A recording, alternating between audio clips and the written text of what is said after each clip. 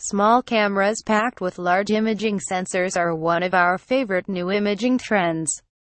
And digicams with prime, fixed focus lenses are also very cool.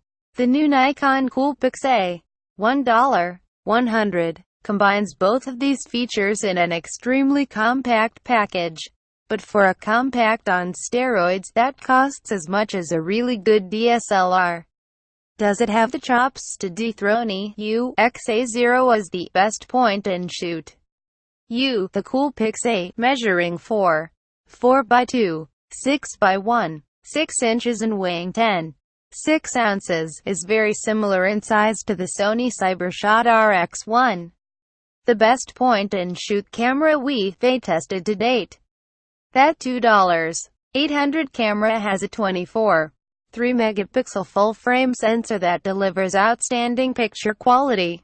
In the case of the Coolpix A, Nikon uses a smaller APS-C-sized chip that is similar to those found in DSLRs and many mirrorless compact system cameras, CSC. In other words, this unassuming camera offers the same quality as some of those much bulkier models. Like the RX1, this Nikon has a fixed focus lens but it has an f2. 828mm prime lens versus the Sony SF2. 035mm prime glass. It also doesn't have the dedicated aperture ring we liked so much on the Sony.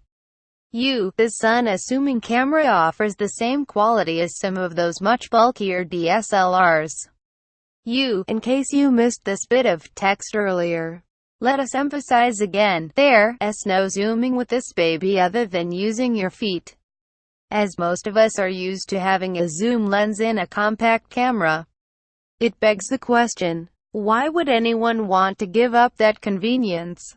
Compact fixed-lens cameras with large sensors are especially appealing to pros and street photographers who want a camera they can carry everywhere to quickly grab superior images, even if it means giving up a zoom lens.